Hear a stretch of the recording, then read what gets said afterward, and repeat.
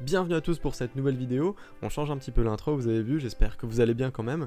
On va parler du coup cette fois-ci d'une team d'arène go second, c'est-à-dire une team qui va laisser l'ennemi jouer avant nous, et puis nous qui derrière allons pour le mieux rester en vie, et encore mieux tuer l'ennemi et gagner le combat. Voilà, c'est parti, let's go.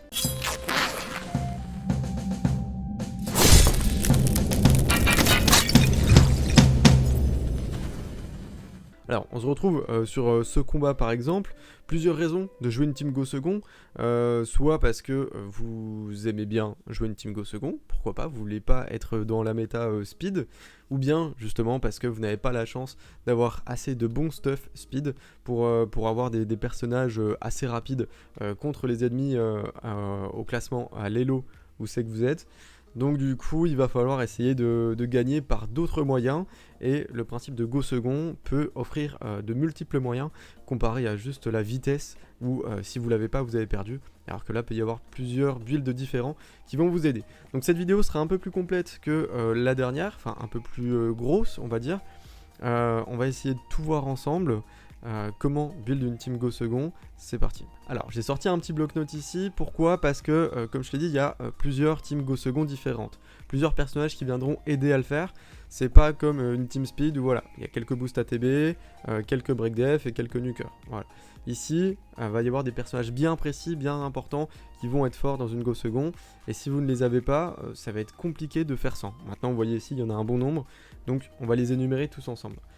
Ici, tout d'abord, les buffs sur la team. Donc on a Chercheur et Kyokyu qui ont à peu près le même passif, c'est-à-dire que quand ils vont se faire taper par un coup critique, et normalement le nuker en face va vous faire un coup critique, et bien du coup ils vont augmenter la défense de tous vos alliés. Et également, Kyokyu soignait tous les alliés, et lui va se soigner que lui.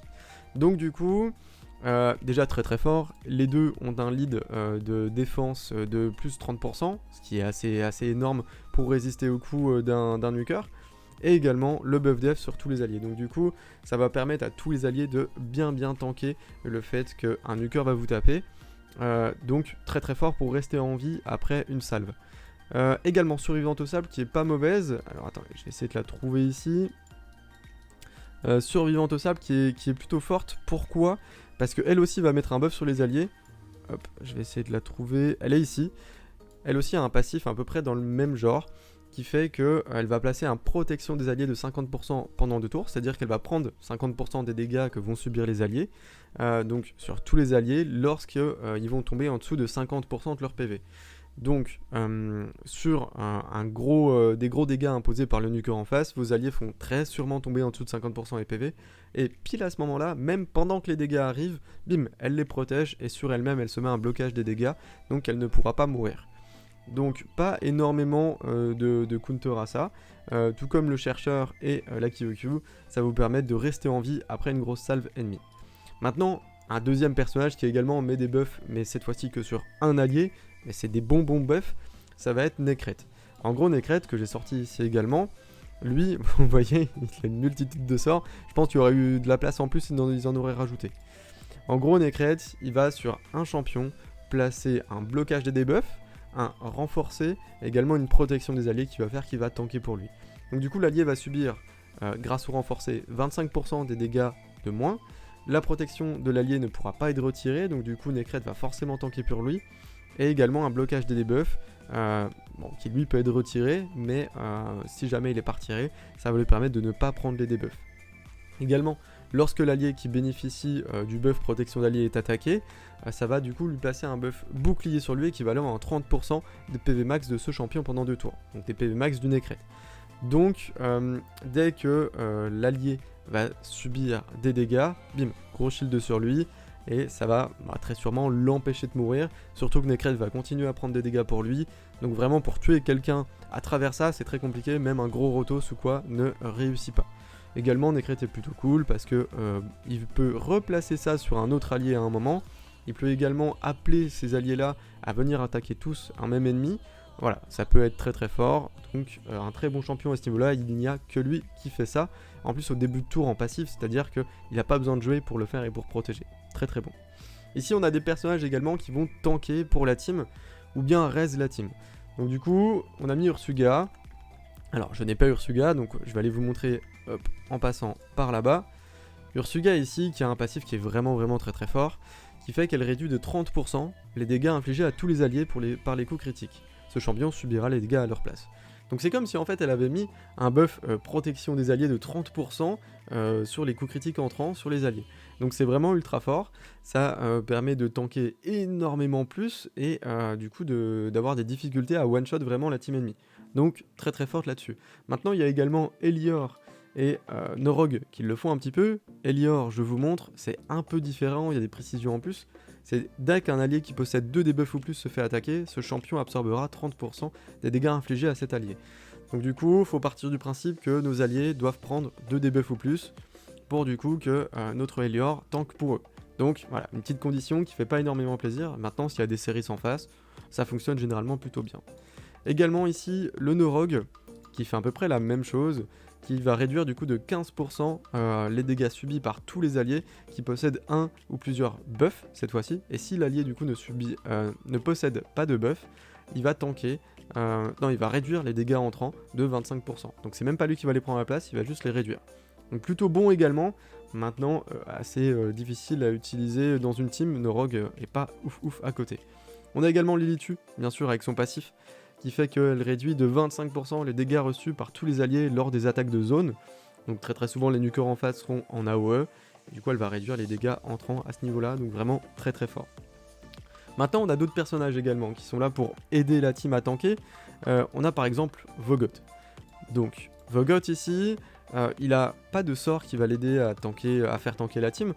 Par contre, il va pouvoir, si jamais des alliés restent en vie, les remettre full life. C'est-à-dire que après avoir subi des coups, il va soigner tous les alliés à hauteur de 50% des dégâts que lui aura reçus. Généralement, un Vogot, ça se stuff avec énormément de PV, assez peu de def. Donc très souvent, il aura subi des dégâts qui vont être au-dessus de ceux des alliés pour une même frappe. Donc du coup, si les alliés restent en vie, il va les soigner à 100%. Donc plutôt pas mauvais là-dessus. On a également Brony, qui, du coup, s'il y a un shield set dans la team, il va pouvoir... Hop, il est plutôt ici. S'il y a un shield set dans la team, il va pouvoir renvoyer des dégâts. C'est-à-dire que ce sera des dégâts que les alliés ne vont pas prendre et qui vont être en fait renvoyés à l'ennemi. Donc ça fonctionne plutôt bien. Ça peut même tuer des ennemis grâce à ça. Donc vraiment plutôt un bon spell. Si vous le mettez par exemple en shield set ou que vous en avez un autre dans votre équipe, ça va du coup permettre à vos alliés de subir un peu moins de dégâts à ce niveau-là. Vous avez également Krisk. Krisk qui est très bon. Alors Krisk, on va parler un petit peu du placement, même si on va voir ça assez rapidement. Ce sera l'objet d'une autre vidéo un petit peu plus tard. Krisk, du coup, ici, il va mettre déjà un énorme shield équivalent à 50% des PV max de lui-même sur tous vos alliés. Donc vraiment un énorme shield. Et puis également, quand il va se faire attaquer, le Krisk va poser un break attack et un break def sur l'ennemi qui l'attaque. Donc, pour parler rapidement au niveau du placement, hop, on va retourner sur l'arène. Chose à savoir, c'est que Krisk, si vous le placez en deuxième, hop, si vous le placez à la place de Cardial ici en deuxième, en gros, l'AOE une AOE qui arrive, donc c'est une attaque de zone qui arrive, elle n'arrive pas sur tout le monde en même temps. Elle tape en premier lui, d'ailleurs c'est pour ça qu'on le met en lead, ensuite elle tape lui, ensuite lui, ensuite lui. Donc en fait, quand elle va taper le Krisk, quand l'AOE va arriver sur le Krisk va, grâce à son passif, poser sur l'ennemi du break attaque et du break def. Donc du coup les alliés qui sont derrière, eux, vont subir les dégâts, mais d'un ennemi qui sera sous break attaque. Donc du coup environ 2 fois moins de dégâts, vous voyez. Donc voilà, le fait d'avoir un Krisk dans votre team peut vous permettre aux deux alliés qui sont derrière de tanker un petit peu plus. Derrière il y a également Rectrice et Cardinal qui peuvent être pas mal. Alors Rectrice pourquoi ? Parce qu'elle est en contre-affinité de pas mal de personnages qui font des dégâts, comme par exemple Trunda. Donc voilà, le fait d'être affinité rouge va vous permettre de prendre pourquoi pas des coups faibles, du coup pouvoir rester en vie, réanimer les alliés, etc. Et puis une cardinale, je sais pas si vous avez vu, la petite vidéo s'affiche juste au-dessus, une cardinale en stone skin va vous permettre de réanimer tous vos alliés ensuite pour aller tuer les ennemis parce qu'elle va les réanimer avec le compteur de tours au maximum. Voilà. Donc c'est un petit peu tout pour les personnages qui vont vous permettre de faire tanker votre team ou bien de les réanimer. Maintenant on va passer au personnage Cleanse. Alors, tout seul dans une team, ça va pas forcément vous aider à rester en vie après un nuke, à faire une go second. Par contre, ils vont être très utiles pour que votre team se passe comme il faut. Donc, on a mis Tuanarak. Je vous montre rapidement Tuanarak ici. En gros, c'est grâce à son passif qui fait qu'à chaque début de tour, elle retire un debuff aléatoire de tous les alliés. Donc ça, du coup, très très fort. Elle retire un debuff. Également, bon, prêtresse de ruine, c'est la même chose. Elle va, grâce à son passif, retirer et même soigner et retirer un debuff aléatoire de tous les alliés à chaque fois que la prêtresse de ruine va jouer. Donc plutôt cool. Et on a également Rio, qui elle, en fait, est immunisée. C'est-à-dire que sur la première frappe qu'elle va recevoir, donc c'est un cooldown de 3 tours, donc il faut faire attention, mais sur la première frappe qu'elle va recevoir, elle va en fait renvoyer les debuffs reçus à l'ennemi, donc du coup ne pas les subir, et ensuite elle a un cleanse qui fait qu'elle va retirer tous les debuffs de tous les alliés, leur mettre un blocage des debuffs et les soigner, donc du coup ça va permettre à la team de repartir d'un bon pied, pour du coup pouvoir essayer de tuer l'ennemi derrière. Donc vous la faites jouer en très très rapide et ça fonctionne plutôt bien. Maintenant on va parler des différents DPS qui vont pouvoir être joués justement sur une Go Second. Parce que si vous mettez par exemple une Trunda sur une team qui va jouer en deuxième, vous allez avoir quelques problèmes parce que la Trunda va mourir assez facilement, elle n'est pas très tanky, etc. Donc ça va être problématique. Par contre, si vous jouez Leorius par exemple, le petit guide s'affiche encore une fois au-dessus de votre écran. Si vous jouez Leorius, il ne pourra pas prendre de contrôle grâce à son passif, au passif de son sort 2, et en plus de ça, il va faire plus de dégâts quand il sera low life. Donc vraiment, plutôt bon, sur une Go Second, c'est plutôt logique. Une couronne crâne, également, a un passif qui fait qu'elle ne va pas être tuable quand elle va arriver à 0 HP, elle va se mettre un buff intuable. Donc plutôt cool. Gandrafon, il a un truc, un petit buff en fait, lorsque l'ennemi se booste ATB, ou bien reçoit un buff, il se met un voile sur lui-même. Donc place un voile sur ce champion chaque fois que le compteur de tour d'un ennemi est rempli, c'est impossible de retirer ce buff. Donc du coup, il ne sera premièrement pas ciblable, plutôt intéressant, et derrière, une fois qu'il est sous voile, il va faire 40% de dégâts en plus, et il va subir du coup 40% de dégâts en moins, si je dis pas de bêtises. Donc plutôt un beau champion pour jouer une Go Second. Ensuite, on a d'autres champions un petit peu tricky. On a Bracus, donc ici, Bracus le loup-garou, qui, une fois qu'il est tué, si jamais il se met à mourir, ça va le réanimer immédiatement, et ça va lui accorder un tour supplémentaire. Et Bracus a plutôt des bons dégâts, donc il va pouvoir en fait aller tuer un ennemi directement, le focus, et grâce à ce sort-là qui fait énormément de dégâts, et du coup pouvoir tuer cet ennemi directement. Donc imaginons il n'y a qu'un seul nuker en face, vous pouvez utiliser Bracus pour aller le tuer. Si vous jouez par exemple avec une Lydia dans votre team, ça va bloquer la réanimation de l'ennemi, et du coup vous allez être plutôt tranquille pour pouvoir rejouer derrière, etc. Vous avez également un roi de la montagne. Un roi de la montagne, c'est un personnage qui est très très tanky, la plus grosse base HP du jeu. Donc du coup, vous allez le stuff avec beaucoup d'HP, il risque de rester en vie. Et en plus de ça, il va faire d'énormes dégâts sur l'ennemi. Alors c'est que du mono-cible, donc même chose que Bracus. Vous pouvez peut-être utiliser quelque chose qui va bloquer la réanimation ennemie, ça peut être plutôt fort, mais c'est plutôt un bon personnage. Également, vous voyez qu'ici, tous les personnages que je viens de citer, les trois avec Gandrafon, Bracus et Roi de la Montagne, ils sont d'affinité rouge. C'est parce qu'on se prévient un petit peu du fait d'avoir des nukers comme Folly, Trunda et d'autres nukers d'affinité bleue qui sont plutôt bien utilisés en attaque. Ensuite, ici on a un Mortu aussi, qui peut être plutôt intéressant à être joué. Hop, Mortu Macabre, pourquoi? Parce qu'il a un passif qui fait qu'une fois qu'il se fait taper, il possède 20% de chance de débloquer une compétence secrète. Et en plus de ça, il se fait booster le compteur de tour quand il se fait taper, donc plutôt cool. Et la compétence secrète, c'est qu'il va attaquer 2 fois un ennemi. Ça va ignorer buff bouclier, blocage des debuffs, la défense, donc à peu près tout. Et les ennemis tués par cette compétence ne peuvent pas être réanimés. Donc du coup, le fait de le jouer lui en deuxième, ça peut être vraiment très intéressant. En plus de ça, il fait des dégâts en fonction des PV. Donc vous allez le stuff avec énormément de PV, d'auto-crit, de dégâts crit. Et il va pouvoir aller one-shot un ennemi qui ne va pas être réanimable. Donc voilà, plutôt fort. Et puis pour finir, vous en avez deux autres, un petit peu à prendre avec des pincettes. Vous avez Hurndig. Alors Hurndig qui est pas vraiment très tanky, donc c'est ça qui va poser un petit peu problème. Mais Hurndig qui a un passif qui fait que quand il se fait taper, il va remplir son compteur de tour de 10%. Donc du coup, en plus de ça de 20% lorsqu'un ennemi meurt, ça j'étais même pas au courant.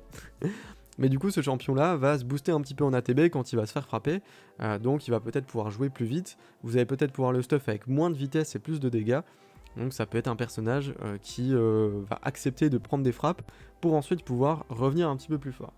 Vous avez également Magnard, ici, qui lui également fait des dégâts en fonction des PV, et du coup qui va faire une attaque en AOE derrière, que vous pouvez stuffer avec pas mal de PV, ce qui va le rendre plutôt tanky.